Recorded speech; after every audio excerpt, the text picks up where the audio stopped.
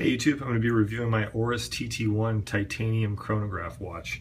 This is the original box that came with it, kind of a standard, nice high quality box. I would say the newer watches that they've come out with have a little bit better quality box. I've got a newer Oris Aquis, and it's a little bit bigger box and a bigger inside carrying case that comes with the box too, but nonetheless, pretty nice.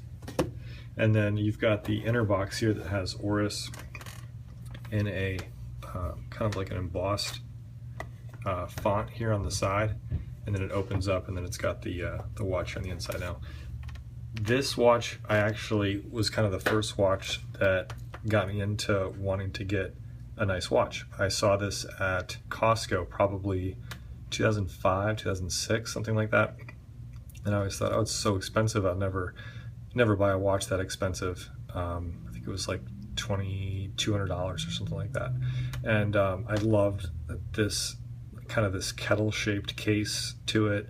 It just looked different than everything else, and I just thought that was pretty neat. And so when I got a job and was able to afford a watch, I was like, well, hey, let me look on eBay. Maybe there's some affordable pre-owned ones, and there sure are. This watch, when it was brand new, I think full retail was a little bit over $3,000, and I'm sure if Joe Mashop had them at the time, it would have been like around $2,000 or something like that. But yeah, full retail was $3,000, and if you're smart, you can find one on eBay for a little over $1,000 now, I believe, with the titanium. Sometimes you'll find them with the rubber strap, and that might be a little bit less expensive. But overall, it was in great condition when I first got it. And it's still in great condition now, but I think that the nature of the titanium, it is a little bit softer than the stainless, and I'm not sure if my camera will pick up on that, but you will see some scratches. I've never taken this diving, but just from what some people affectionately call desk diving, just from wearing and being on your computer or on your desk, you're going to get some scratches on it. But I don't mind them. It's it's not going to bother me. What's cool about the titanium is kind of twofold. One, the weight.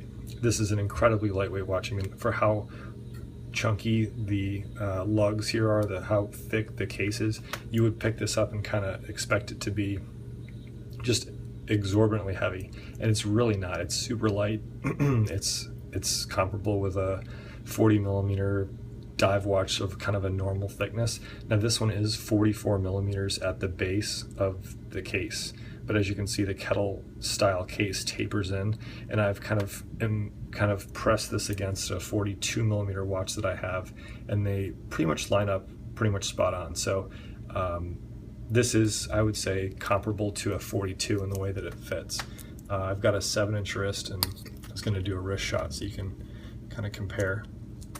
Another thing that's held up really well is the sapphire glass. You can see there's absolutely no scratching whatsoever on the case, or excuse me, on the sapphire crystal. Let's do a wrist shot. So you can see 7-inch wrist. The lug pretty much stops right there at the top of my wrist, and this one, it has some room to spare. So it's a really nice fit for a 7-inch wrist. Incredibly smooth, great feedback when you press the chronograph function. You can hear how solid that sounds, and then reset right back.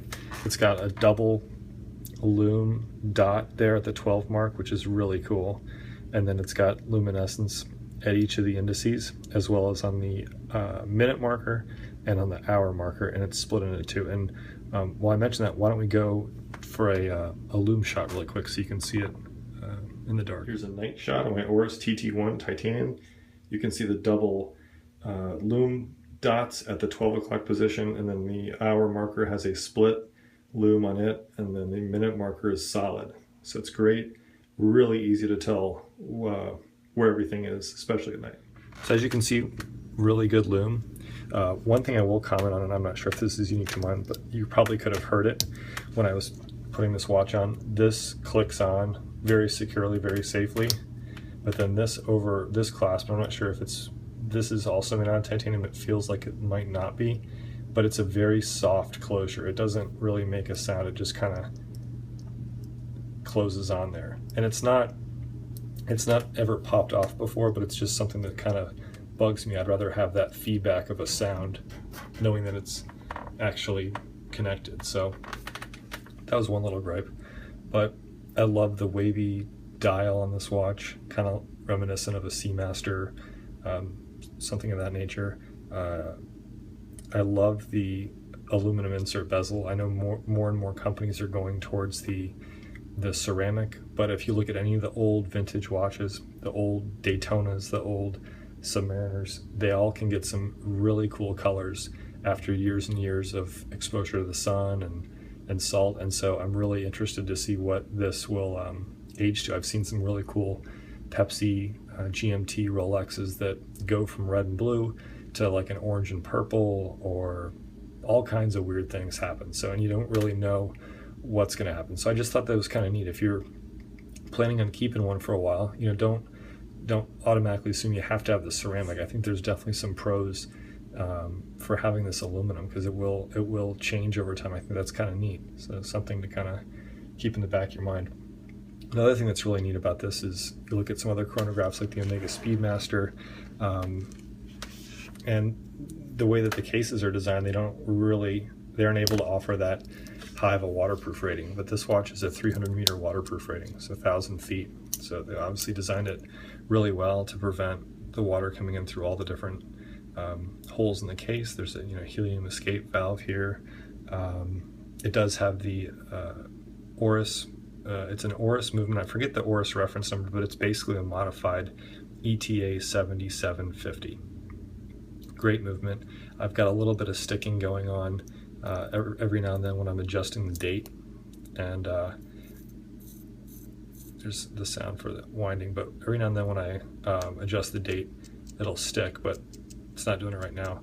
So I think eventually I'll need to get it serviced. I've had this watch for probably 2 years now, and it's probably several years older than that.